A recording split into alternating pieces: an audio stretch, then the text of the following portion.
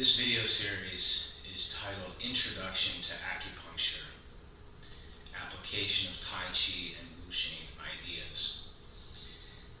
This video series will differ in most of the videos that I've created at TC Society in that you will need to be standing to work out. Most of the video series will be presented in a format where you can be sitting or reclining. There will be times when we're reviewing acupuncture channels that I will actually stand up and review on the body where the different acupuncture meridians are. I encourage you to practice those to actually, if it's whether standing or sitting, to review by physical touch where those are on your body. Otherwise, most of the presentation is going to be a multimedia style demonstration where we're going to see a desktop, and I will be here in the corner to keep you company. Before we start, I would like to acknowledge where I learned this information. I was taught by Master Tenchian how he showed me this material many years ago when he was still alive, and I'd also like to give special thanks to Grandmaster Su Zifeng and Master Zhao Yun for their teaching, which is the same as what my teacher taught. Next, I have to read a disclaimer. Warning: any ideas, concepts, activities, or movements presented in this video series are for educational and informational purposes. TC Society and the producers of this series do not intend to dispense any medical advice, and this video series is for entertainment purposes only. The concepts presented in this video series are not intended to cure, heal, or prevent any disease. Any use of such terminology is meant to preserve the culture from which these concepts arose.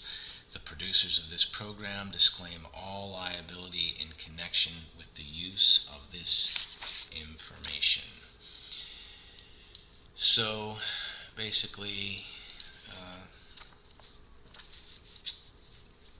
there's that. Before we get too much further into the material, I'd like to talk a little bit about my qualifications and the reason I'm producing this video. First, we have to understand the culture from which the acupuncture system came from. So the Chinese acupuncture system that I'm presenting here is based on the Wu Xing, which is the 5 elements or the 5 ideas. I have been exposed to 3 different lineages of acupuncture. Dr. Lu's family acupuncture, which also includes ECIWO. My teacher, Tenchian Ho's Yang style acupuncture, and another style, Korean hand style acupuncture. The first of those 2 are certainly based off of the Wu Xing and using the Wu Xing as an abstract grouping system.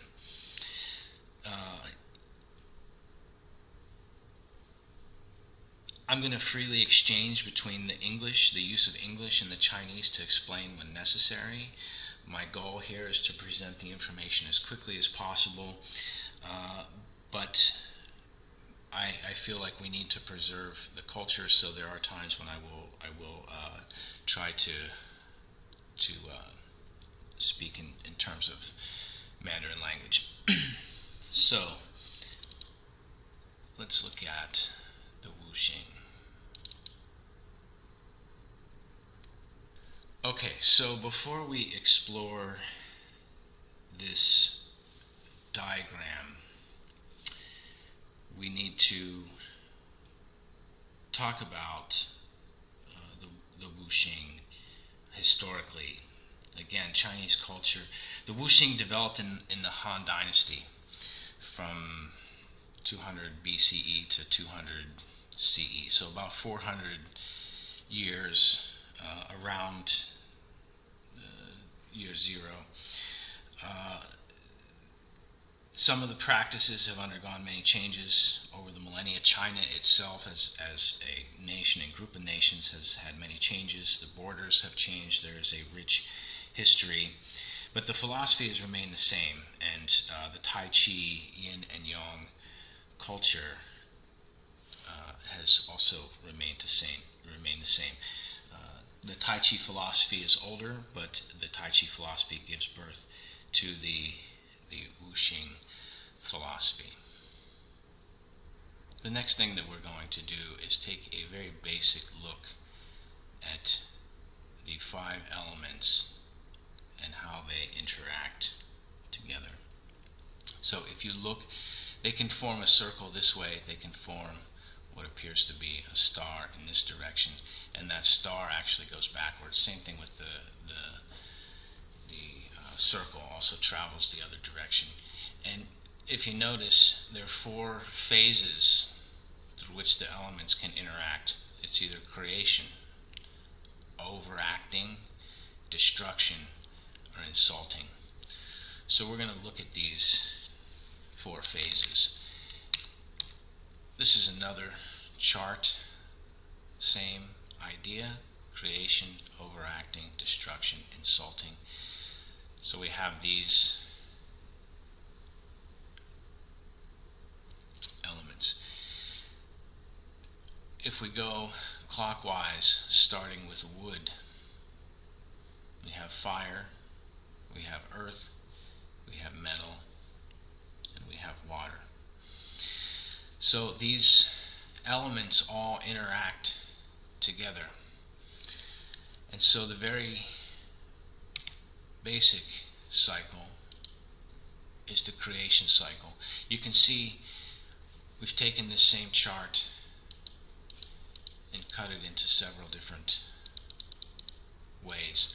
We're going to look at it first in terms of creation. Very basically, wood creates fire. This is a very simple idea. If you want to burn something, you have wood, creates fire. Fire creates earth. What's happened after the fire? There's ash, there's some carbon left over. Earth creates metal. When we look at any type of precious metal, it's coming from deep inside the earth. And then metal creates water. These are all just simple single examples. You can probably think of more. Metal creates water when you wake up and it's high humidity, or you wake up and it's cooler outside in the morning. The roof of your car or anything metal will have a condensation on top of it because the coolness causes the water to condense. And then water creates wood. The same thing. If you want to grow a bamboo, you have to have some water. So this is the very basic creation cycle. Next, we have the the overacting cycle, and this is starting again from wood. Overacts fire. So if the wood is either too young, it's green and wet, it won't burn, or there's too much of it, it will overact the fire. Fire overacts the earth. So if the fire becomes very hot, or let's say we have something like lava, will actually overact the earth. Same thing with a meteorite, something some fire that can scorch the earth. Earth overacts the metal. When there's no space, when there's no negative space inside the earth, when the compression is there, we may see a different type of formation if there's high pressure diamond, but the earth overacts the metal from forming. And then metal overacting water. This is when you think of if you think of a very large piece of metal and very small water that's on it, instead of rusting, the metal will actually can disperse that chemical without being damaged by it, so it's considered to overact. And water overacting wood, the same thing like earth. If there's too much water for your plant, it will also not survive. So next on the list is destruction cycle. So if we, again, look at this as a circle starting with wood, we see that wood destroys earth. How's that possible? If you have a plant, they eat the soil by growing into, crushing into the soil. Next we look at fire. Fire destroys metal. This is the same. When the fire is great enough, it will melt the metal. Earth destroys water. If you have a great amount of earth and a small amount of water, the earth will absorb the water into itself. And water destroys fire, as we know. If there's a large enough body of water, it will put out even a very powerful fire. And next is the insulting cycle. And so these names can be a little bit confusing, but we'll review what the meaning is. Let's start with wood. Wood insults the metal. So this is, if you have an axe and you're trying to cut down a tree, the same way as wood overacting fire, the wood is considered to insult the metal, right? And metal insults fire the same way. If you have some type of alloy that can withstand a very high heat, the fire can burn all it likes, and the metal insults the power of the fire. Fire insults water, just like we had talked about. If there's a large fire and a small amount of water, the fire doesn't care. And earth insults wood. If the earth is very rocky, very hard, the wood can't grow in that location. So let's go back to see them all put together. Wood creates fire, but can also overact the fire, right? If you put on too much wood on the fire, it can put the fire out. Fire creates earth, but if it's too strong, it won't leave anything left, and so it overpowers it. The creation and overaction cycle work in a circle this way. It might be correct to draw the overaction arrow sort of going in a different direction. And then similarly, when we see this line, the destruction and insult cycle also connected. So when we say that the fire destroys the metal here, we can see if the fire doesn't destroy the metal, that means the metal is stronger and it insults the fire. So this is technically a type of 5-part rocks, paper, scissor, each of them having their own interrelationship. So that's a way that the elements interact. This WU XING can be thought of as an abstract grouping system. Items, ideas, or even items within a group can be classified as having one of the 5 qualities being dormant as the attribute. We can use anything such as color, shape, sound, hollowness and fullness, softness, firmness, movement, and all other variables can be used to determine grouping. We'll cover this more through the series, but initially you can see 5 colors. Very basically, green for wood, red for fire, yellow for earth, white for metal, and blue for water. These are considered traditional colors, and sometimes in the Chinese text, the blue is considered to be black. It can be interchangeable, and we'll look more at that later. So let's look at a very basic application of the WU XING applied to the martial arts.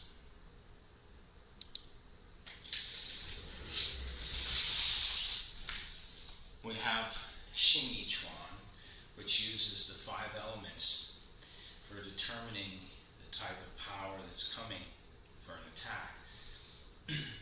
So as a basic demonstration, if we stand from the 3 treasures, if we have a type of attack that's metal, we can think of it as chopping, as a chopping style attack, right? If we want to talk about wood, the feeling is that it's growing or crushing. If we talk about earth, it's a shaking type of power. If we talk about water, water sinking, going down, but sometimes has a water spout drilling, right? What do we miss? Fire, exploding, right? This type of power sway. So this is one way to apply the 5 fists. And we just talked about the idea of creation and destruction. So the concept is, if my opponent punches with a wood style attack, it's a growing, crushing style attack. My response, metal, chopping. If my opponent uses an explosive kind of attack, fire, I can use water to either cover, or if it's a strong explosion, I can use the water for drilling. So the interaction that we see, let's go back and look at the chart. The 5 powers described by Xing Yi Chuan. We see crushing for wood, exploding for fire, crossing for earth, splitting for metal, drilling for water. So those are the 5 basic ideas as presented through Xing Yi Chuan. In this course, we're going to use the WU XING to subdivide both the invisible acupuncture meridians, channels, and the very tangible internal organs. But before we start with the organs, we have to look at the root of the acupuncture channels. So even on this chart, we can see there's some organs secretly encoded in these letters. This says GB for gallbladder, LV for liver. This is SI for small intestine, triple heater is TH. HT is heart, PC is pericardium, ST is stomach, SP is spleen, LI is large intestine, LU is lungs, UB is urinary bladder, KD is kidney. So let's look next at this, which is the diurnal cycle. And so this chart is going to be a guide for the organs and the meridians. And before we get into the following sessions where we look at each of the groupings for wood, for metal, for earth, for fire, for water, and for this additional group, we're going to look at just the first 2 meridians. And that's what we're going to cover today. We're going to come back to look at this chart.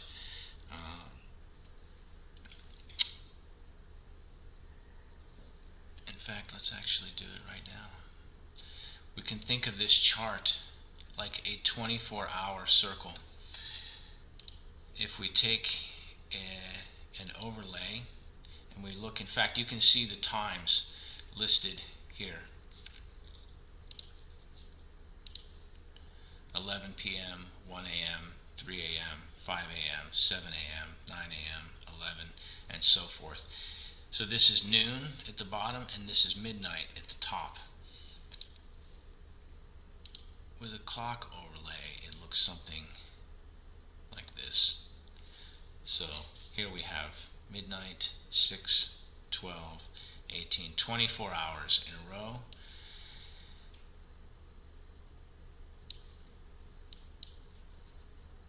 And so what this means, as far as acupuncture goes, is that at this time, between around 11:30 and 12:30, the gallbladder is the governing organ. This is the time that the gallbladder in Chinese acupuncture and the gallbladder meridian are most active. And then you see, one, it switches to liver. And so then the liver is active and the energy is most active in the liver channel. And then at 3, it switches to the lungs. And then at 5, it switches, you can see the abbreviation here, large intestine. By the way, these abbreviations are not something that I created. These are standard abbreviations. If you use Google to look things up, or if you use a regular appendix in a book, you can use these abbreviations to find, this is, again, large intestine, which is considered metal. Here we have stomach and spleen. These are both considered in the earth category. Next, around noon, we see at 12 o'clock, heart and small intestine. This is fire group. At 3 o'clock, urinary bladder. Kidney, this is water grouping. At 7 o'clock, this is pericardium and triple heater. This is listed as fire, this particular group up here. And you'll notice we have fire listed here as well. We're going to come back and talk about that in this series. I'm going to refer to this secondary fire group as plasma, or sometimes it's called lesser fire, yin fire, that type of thing. It has a delineation. The next thing we want to do is look at GV and CV. These are also abbreviations for meridians. The G stands for governing vessel, and the C stands for conception vessel. So we see the time for this one starting in the afternoon and building, rising all the way through, going through in the evening, and then or late at night, early in the morning, depending on your view, and then the conception vessel building around this time and tapering off as the governing channel comes out. In today's class, the first thing that we look at are going to be these two meridians. So these first two meridians are not necessarily associated with any organ or organ group, but they are considered the arch or major channels. These two meridians have whole books written about them, and I will recommend some of those books later. We can think of them just as pictured here in black and white as yin and yang. So before we discuss the WU XING at length, we have to briefly discuss a more primitive theory, which is Tai Chi theory or binary theory, which is describing these two meridians.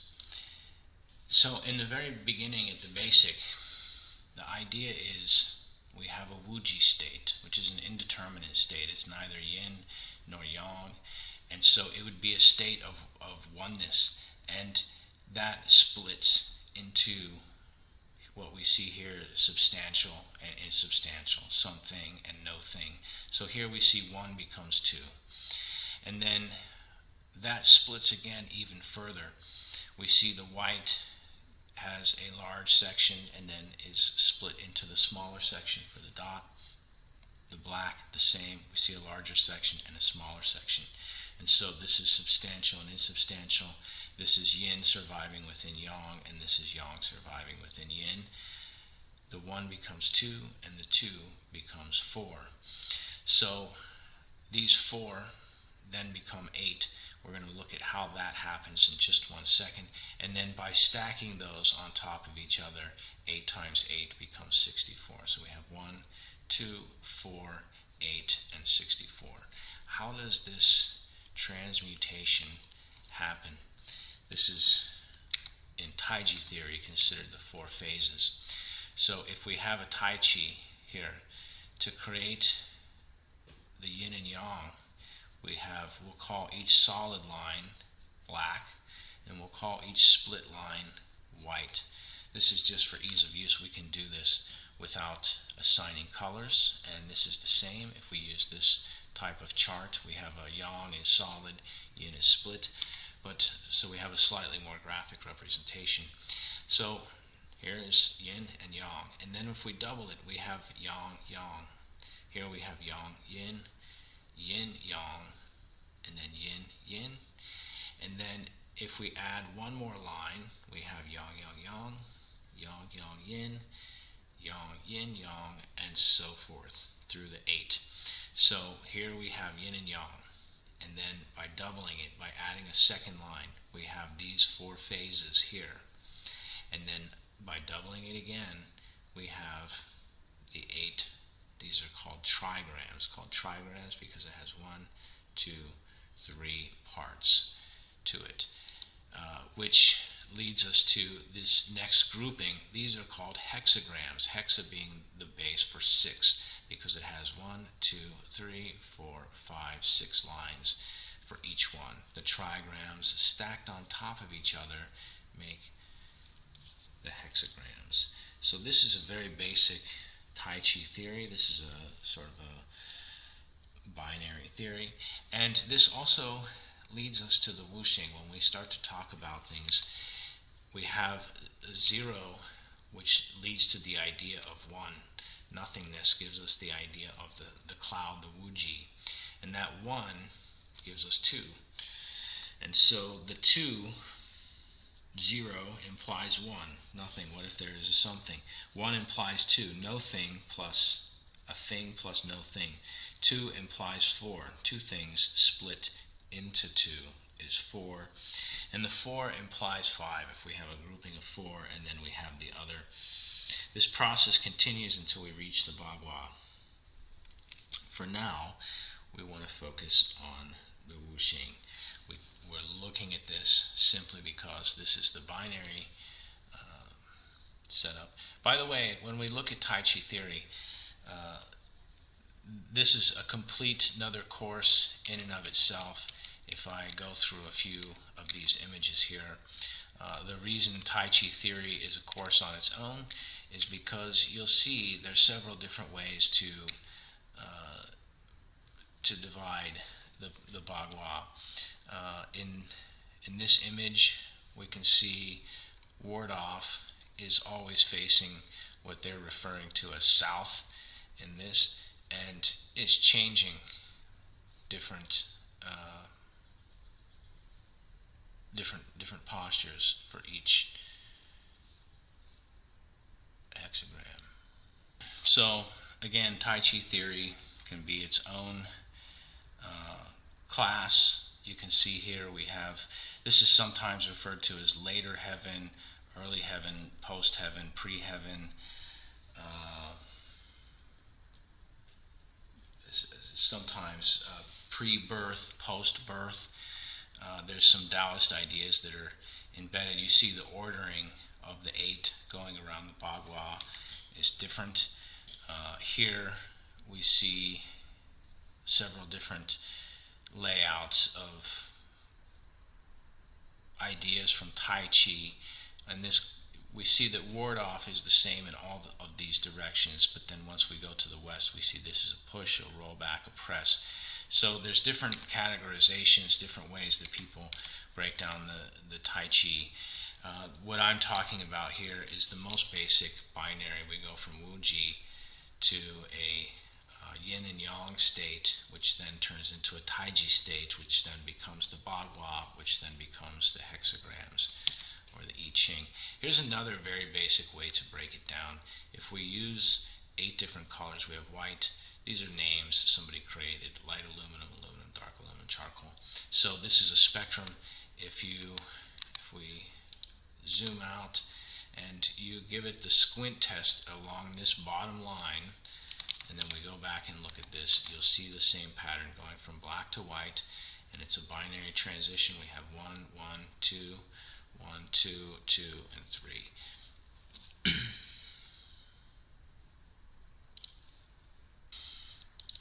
So next, we're going to look at the first 2.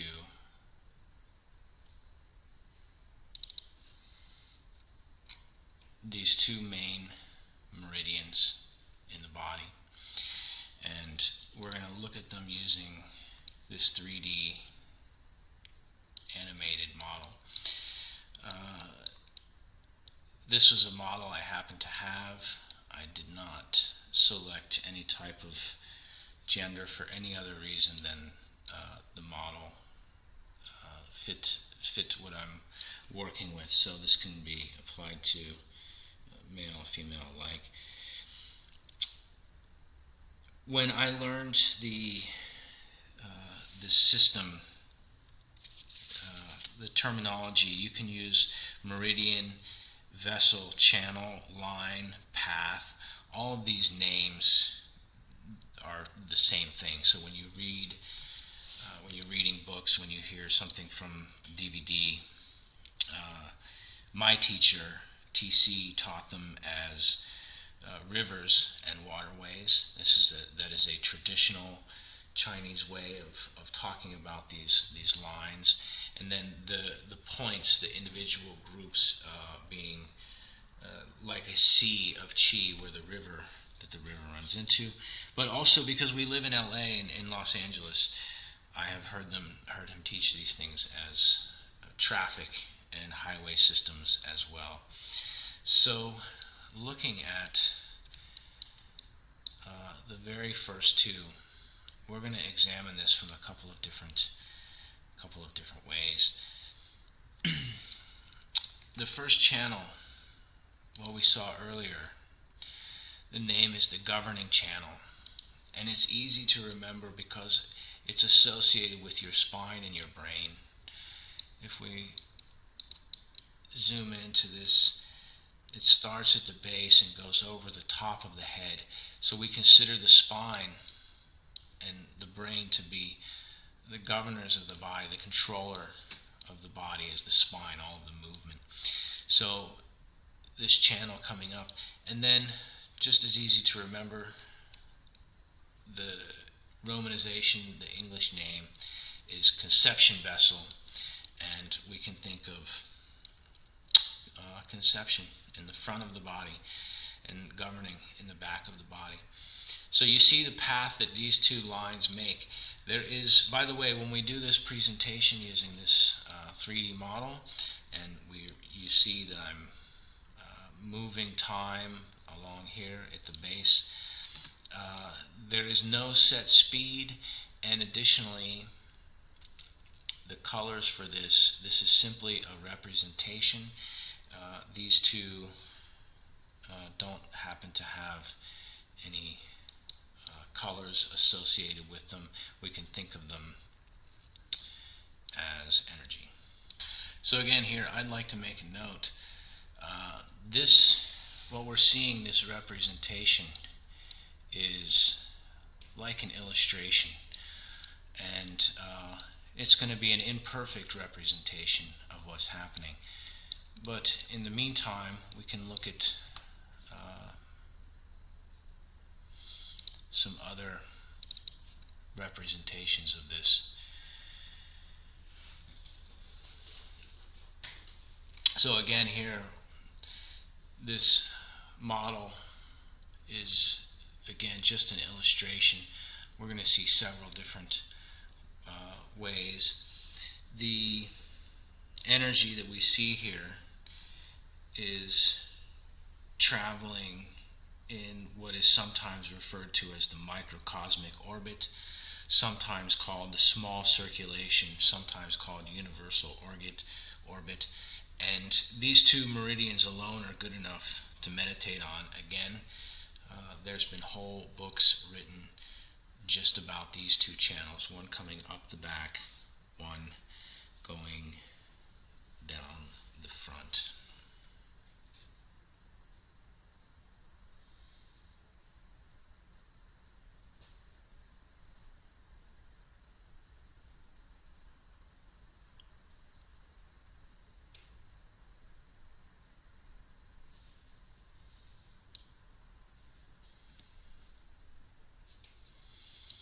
Okay, so now that we've seen these two channels working together, we're going to practice using breathing technique. Before we do that, we're going to look at this sort of virtual acupuncture model, and we're going to look at some important points along the way. And so the governing channel starts at the base of the torso, and it travels up past the tailbone. And if we see in the middle of the mid-back, across from the belly button, we have governing vessel 4, which is known as Ming Men, or the gate of life. If we get up to across from the heart chakra in the back, we have Shen Dao. Moving up, we have Ya Men. At the top of the head, we have Bai Hui. This is not specifically listed, but the third eye point is along there, coming down on the front of the nose. We have one here, GV is governing vessel 26, is Shui Guo, and 28 is on the inside of the upper gum this way. By the way, so that's where what we had looked at earlier, this first channel starts at the base of the torso, and it comes up over the top of the body, and it ends in the upper palate. So that's here where we see this transition. Again, this is an illustration with some blocky lines to represent. Here, if we use this and zoom in, we can see this point ends here. This is, by the way, why it is important when we're practicing to keep the tongue connected to the roof of the mouth, so that we have that channel connected with the next channel as presented here. And I'm showing it going downward because that's the direction we're going to focus on. But the acupressure points, if we look, do not start at the top here. In fact, the highest point on CV, which is the conception vessel, is actually listed at the base of the tongue here, and the starting point is underneath. We're going to look at it in a different order. So here, CV1 is Huiyin. This name for this means the dark base. It is the opposite point of Bai Hui, which means the meeting point, 1,000 meeting points of light. So here is CV1, important points coming up the front. Here we have CV8, which is the Dantian, the Sea of Qi. This is your body's center, and the energetic center of the body as well. And then moving up, we have conception vessel 17, the heart chakra. And then moving up again, CV23, throat chakra. Moving up, CV24. So these numbers represent points along the path. The path, just like we had said earlier, waterways do not have a mile marker. They don't have street signs to indicate where you are along the path. These points are found the same on everybody, but with slight differences between the bodies. So next, we're going to practice together, and this is a part of the video where I will actually get up. We're going to use these lines that we see here. Again, you see the speed can change. For right now, we're going to practice timing it with the breath. Later, when you do meditation, you can alter it as needed. These are probably the simplest two of the meridians to learn. So again, the governing channel starts at the base of the torso. Huiyin is the bottom, and coming up past the tailbone, coming up the center of the spine, all the way up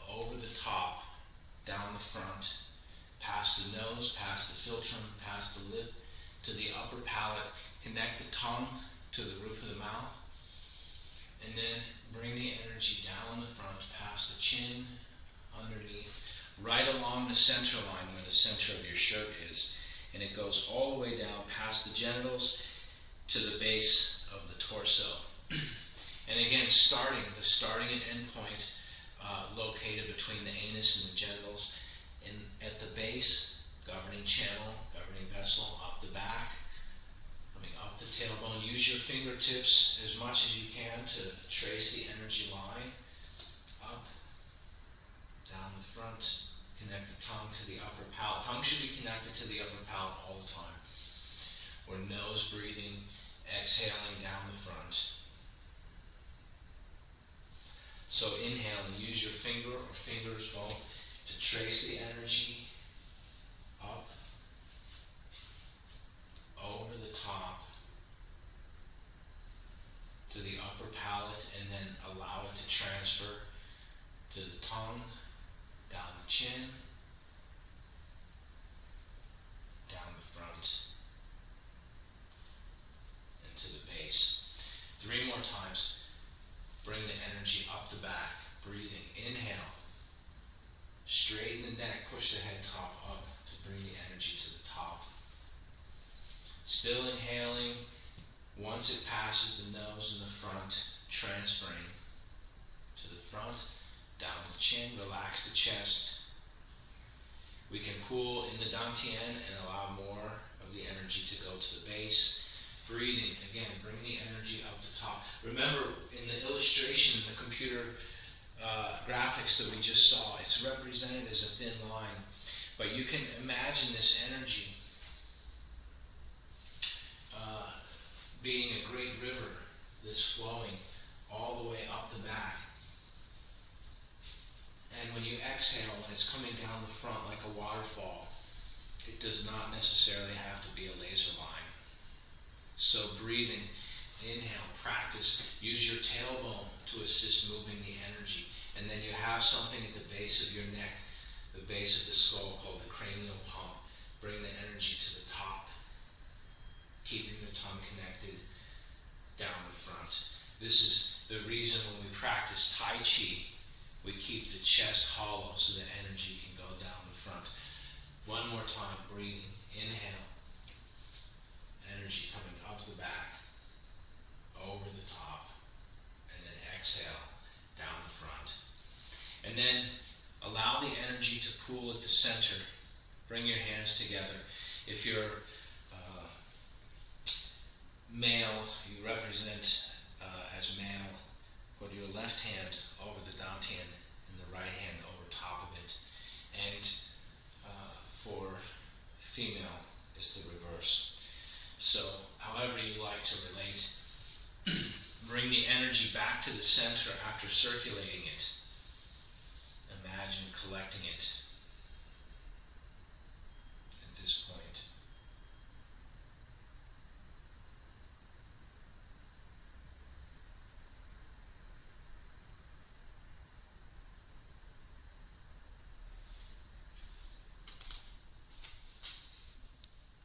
Let's continue.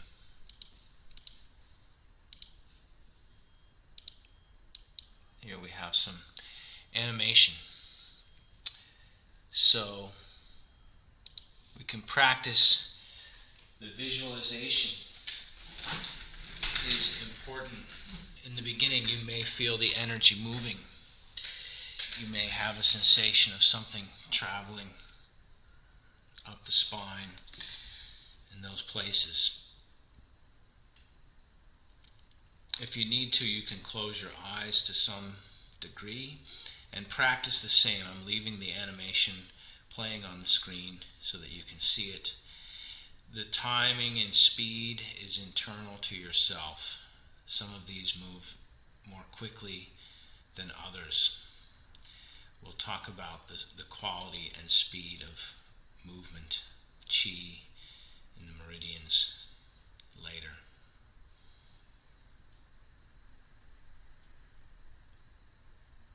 Breathing deep energy up the back and down the front at your own pace.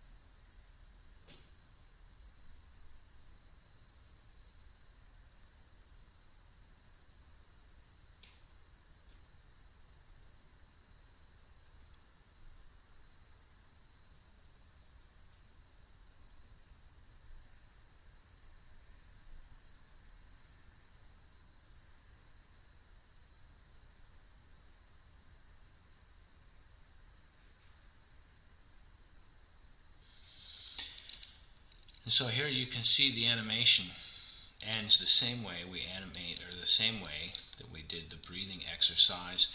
The animation ends by pooling the energy into the dantian, into this center area.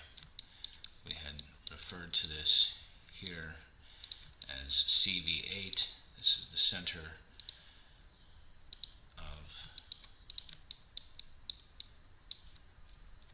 the body. So that's it for the first installment. You can practice, even if you don't see any more of the videos, you should have an understanding of the WU XING, the creation and destruction cycle. And you now have 2 ideas for meridians on which you can meditate, bringing energy up the back, all the way to the top and down the front, connected at the tongue.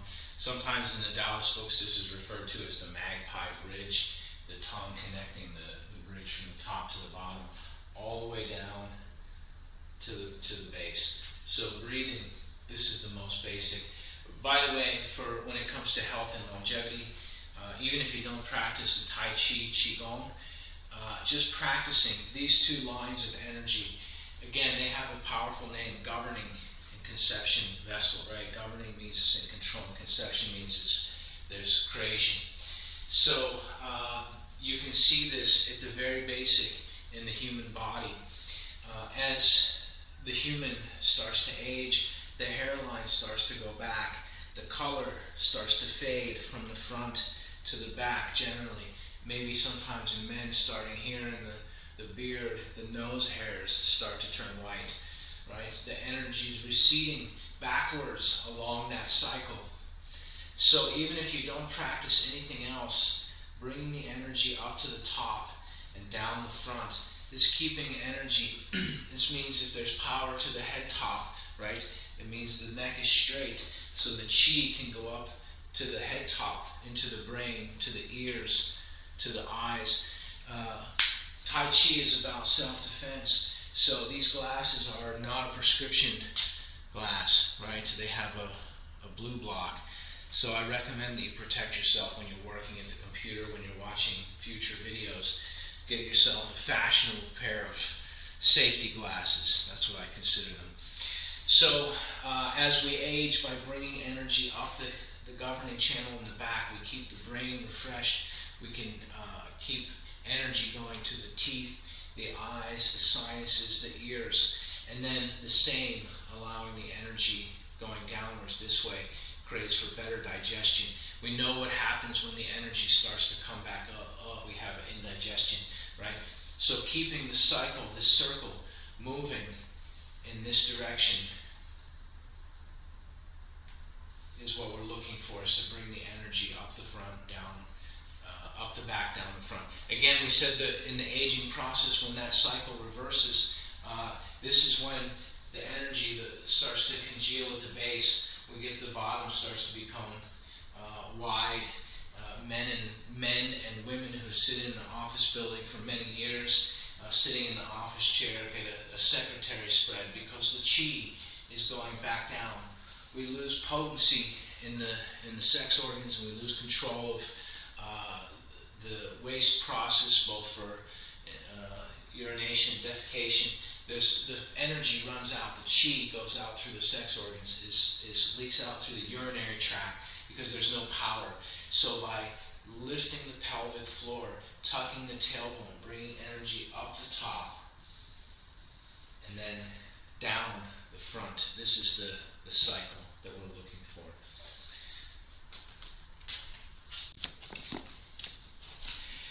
And lastly, before I conclude, I would like to recommend a book actually just on these 2 meridians alone. This is Dr. Yang's book on Qigong meditation. It refers to what we're talking about as the small circulation. If you can see, the cover illustration has a circle going around him in the pattern that we had talked about. Dr. Yang's books are all very high quality and lots of